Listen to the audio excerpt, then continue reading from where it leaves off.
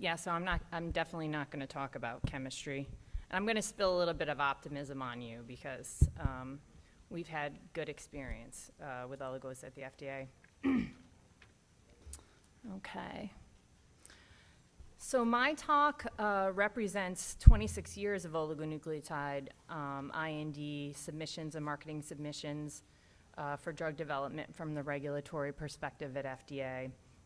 And I'm a non-clinical pharm tox reviewer, and I work in the Office of Hematology Oncology Products, the Oncology Center of Excellence, in the Office of New Drugs, Center for Drug Development and Research.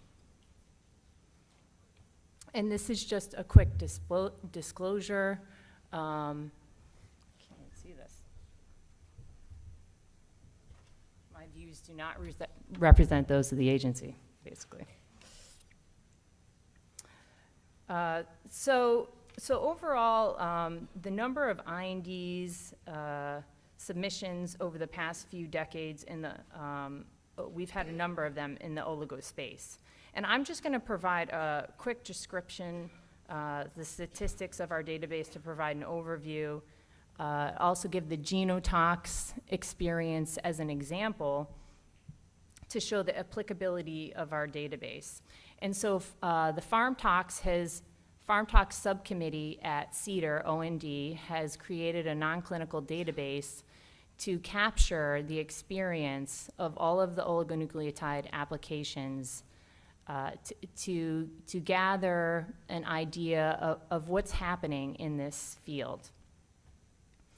And we've used this for a number of purposes. One, to get an idea of how this applies to our guidance. And then the other is for internal regulatory decisions regarding safety signals. So just an overview. So the data that we analyze in our database, we give an overview of the different application types. These are generic descriptive statistics. We look by division, we look by decade, we look at the different oligo classes. These are consistently developing based on chemical modifications. You can see that very clearly with the antisense field. We look at notable toxicities. This is very important for internal decisions regarding safety signals. Route of administration, which is also a developing area. As you all know, targeted delivery. And this is not specific to the oligonucleotide field. This is also happening in small molecules. We have, even in oncology, we have cytotoxic drugs, and then we have targeted delivery agents. So we see that across all small molecules. Reasons for clinical holds. This is always important. Why do we have clinical holds? And what can we learn from that? And then using our database, Genotox has been of an utmost concern, especially for the oligonucleotide field, because what have we seen from Genotox? Has there been any positive findings? And I'll talk about that a little bit. So what information are we currently collecting in the database? Well, I can tell you we're collecting a lot of information, and it's overwhelming. We have a small group of dedicated individuals that are working very hard on this. The drug information, we collect everything. We collect the entire sequence, the length of the sequence, the different chemical modifications to the sugar, to the backbone, any type of conjugation, and these are also changing as we move forward in targeted delivery. The pharmacology of the agents, their target, their mechanism of action, different safety pharmacology results, this would go in this class. Toxicology, again, notable toxicology findings, their dose, the schedule, the duration of the toxicology. And this is we have single dose tox, we have repeat dose tox, what happens during these studies. dose-limiting toxicity, and then how do we set the first-in-human start dose? Is this based on a NOEL? What is the safety assessment? Is this based on an HNSTD, an STD-10, depending on what indication we have? And then some clinical study data, if it's related to the non-clinical data, we do have a clinical database developing. Bart will talk about that. And dose-limiting toxicities and if they're translatable or not. So what have we seen in the last 26 years? Because it is evolving field. All right, so on the top of this image, you'll see here the submissions. Those are denoted by the little images in red, and on the bottom in green, you'll see the approvals. We have 7 approvals. I did include defibrotide, which I noted was not included in a previous talk. This is a very unique oligo. Some people would include it, some may not. It's kind of a gamish of oligos that has a mechanism of action that is unknown. So feel free to disclude it, whether or not you scientifically feel the need to. But, you know, that being said, we have 6 to 7 approvals here. The first ASO was in 1992. And the first siRNA, you can see, is in 2004. And then we have our first approval in 2013 for mipamycin, the ASO, and then our first approval for an siRNA in 2018. So, you know, the time course for these oligonucleotides is decreasing, I think, in approvals.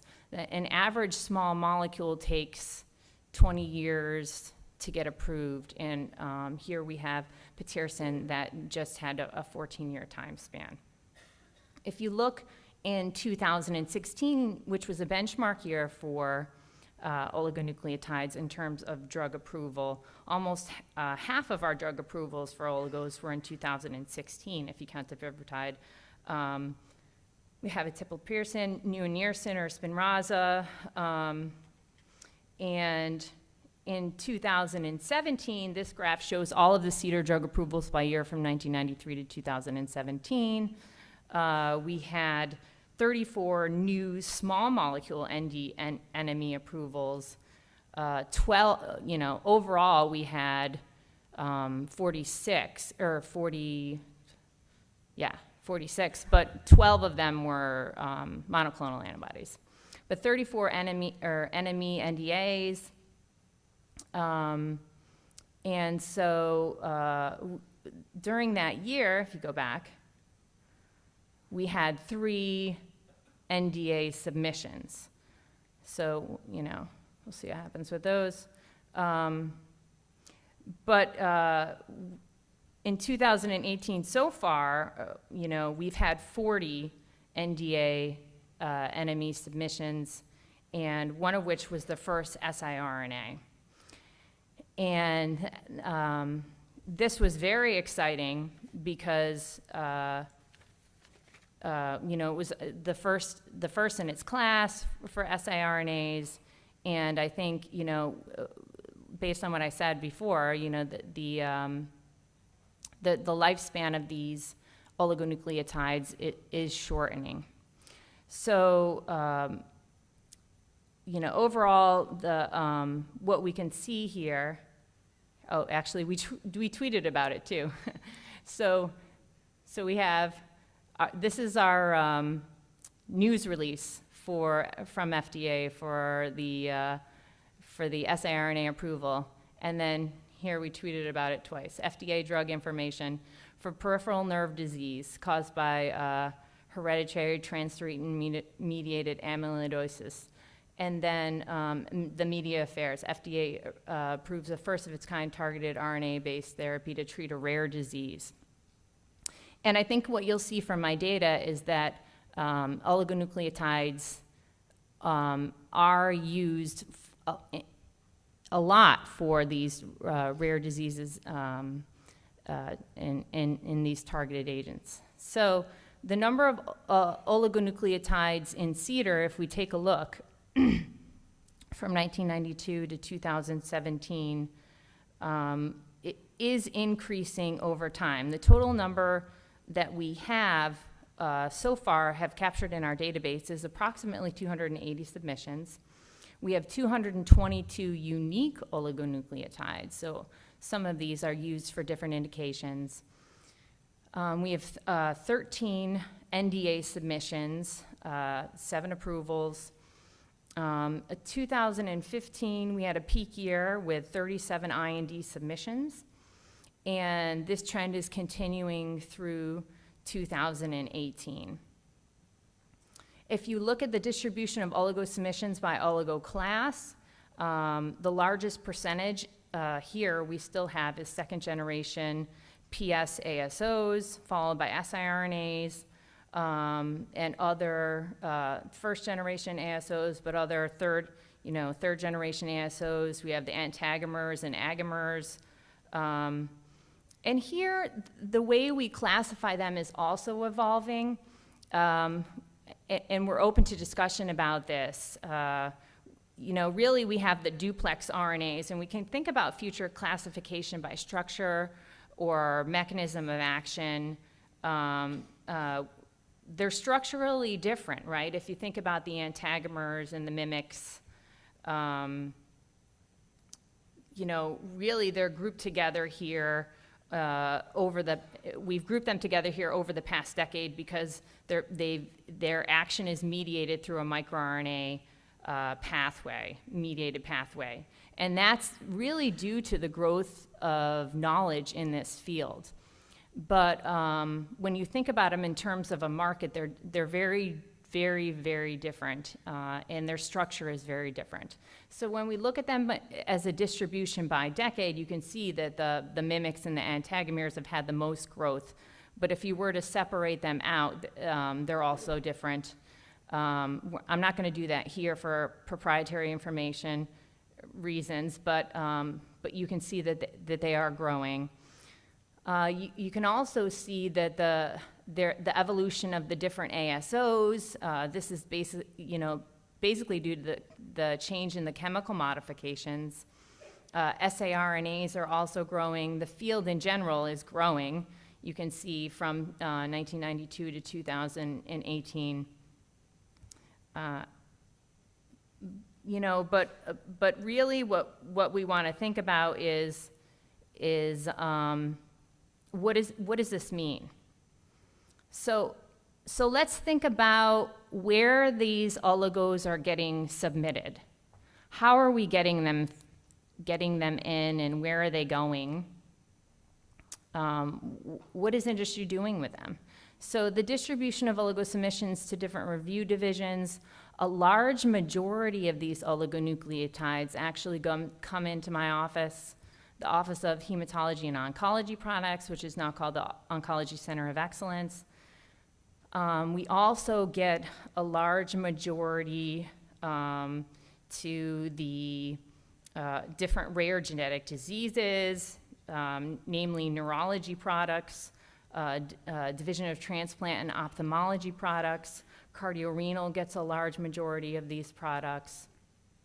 When you look at the distribution of submissions by decades, oligos are really developed into two areas, rare genetic diseases and oncology products. But over time, oncology receives the largest number of submissions, with DMEP and DMP receiving the largest number over the past decade, which has increased significantly. And these, both have liver targeting indications in rare genetic diseases. So let's think about how these are distributed by their route of administration, because clearly delivery has been something that all of you have been working very hard on over the past few decades. So when you think about route of administration, systemic makes up the largest majority of these submissions, with intravenous and subcutaneous, almost 70% of these submissions. But when you look over time, you can see that targeted delivery has really started to pick up. Obviously the IV and SC are still very high, but we have the oral, the inhalation, intrathecal, all of these have started to really pick up. So organ delivery seems to be on the rise. And we also have more unique situations, such as oligonucleotides with more than one route of administration, which is not unique to other small molecules. This is very typical with other small molecules, that you will get a submission with more than one route of administration. And obviously, the other way to target oligonucleotides is using the GalNAc modification. So one example of using our database was to look at the genotoxicity data. And that's a question that's been burning in the field for a while, because not anyone has really picked up any positive gene tox signal that they have disclosed to us, at least. So, and so we looked in our data, to see what do we actually have and what is missing and what do we need. So, and this is what we have. So you can see here that we have 44 submissions for our second-gen PS ASOs that are negative for gene tox data. We have over 100 applications with gene tox data. Now we have almost 280 applications, IND and pre-IND, but 210 IND applications to the FDA, over 100 of which have gene tox data. There are a lot of applications without gene tox data, and many of these are oncology indications where it's not indicated that we need the actual gene tox data. And they're not considered to or they're not required to support clinical trials for therapeutics and anti-cancer agents, genotoxicity data, but they are required for marketing. So we may, if they get to that point, we may see that gene tox data, or if the IND is withdrawn, we may never see that data. But there are some caveats. OSWG, Oligonucleotide Safety Working Group, released a white paper on genotoxicity data. And their stance on this is that testing is not recommended for oligonucleotides with naturally occurring chemistries, for which there's documented genotoxicity in systems with demonstrated cellular uptake. They also recommended that oligonucleotides that contain non-natural chemistries and the use of complete drug products that would include such as linkers, conjugates, liposomes, they provide the most clinically relevant assessment. Our stance currently at the FDA, we do not, this does not represent our current stance for genotoxicity testing at ONT. So we still follow our guidance for gene tox testing, and we still require it. How much data do we need before we make that decision? That is still up in the air. Here are some caveats to why that is still up in the air and why there are, challenges to this generalization. We have our 2 fluoral modified nucleotides. These have been shown to cause double-stranded DNA breaks in different cell types and in different species. That's really the crux of that issue there. The tumor findings, we have at least one IND submission where in a repeat dose tox study, we had drug-related neoplastic changes, and this includes 2 different tumor types in a repeat dose tox study in a rat. So that being said, we are hesitant to move forward and say oligonucleotides are, would not fall positive under that scope. However, it is possible that these oligonucleotides could cause carcinogenicity without genotoxicity. And we would not be able to capture that in a gene tox test. That is another caveat. Triple helix formation, sequence-dependent interaction between oligos and genomic DNA that can cause mutation. This is obviously another caveat. So, you know, these are all things that we try to keep in mind when we make these decisions. When you submit to the agency and you say, we want to waive gene tox, it's usually on a case-by-case basis, but most of the time the answer is no. So keep that in mind. So in summary, I hope that wasn't too discouraging. In summary, an oligonucleotide therapeutic database, you know, we've created here at FDA.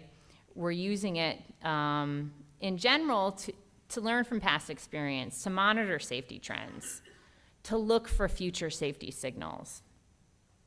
We have a large number of IND applications, and NDAs are increasing over the past few years, especially. Marketing applications are definitely increasing.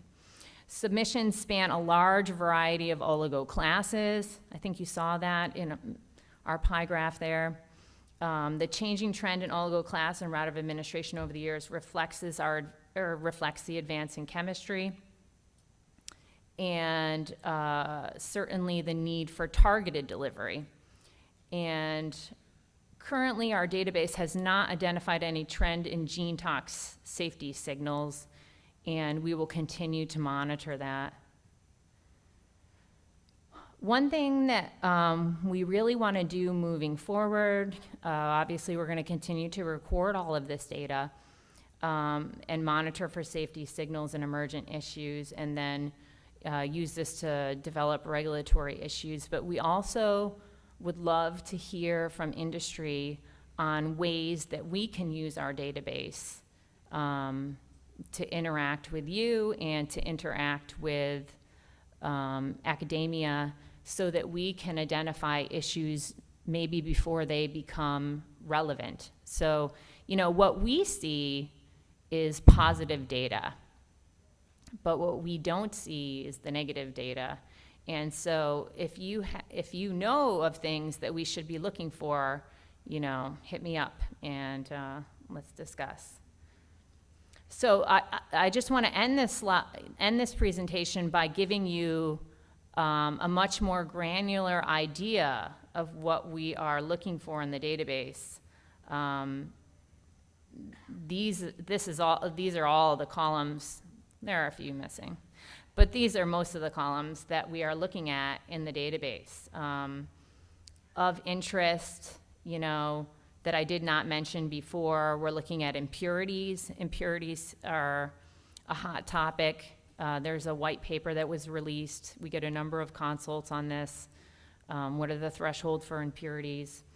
Off-target analysis, you know, what is the cutoff for off-target analysis? Are we using 96%, 98%? That still seems to be a black box even to us sometimes. So, you know, that is something we'd love to talk about. Pharmacology, disease models, pharmacodynamic models. There's a little bit of a lack of consistency there. As we move through here, we're always looking for notable toxicity findings. It seems like we can't seem to catch up with these. We're always behind you guys in terms of notable tox. So if there's something you see that we need to be aware of, two-way communication would be excellent. Carcinogenicity studies, you know, as marketing moves forward, we're going to get more of these, but we've just started to capture a decent number of these in our database. And Bart will go more into the clinical study, but we're starting to look more at translation, so hopefully we can have some talks about this in the future. And I just want to acknowledge my PTCC Oligo Subcommittee. Am I out of time? Art's approaching the stage. Am I? Yeah, okay. Thank you.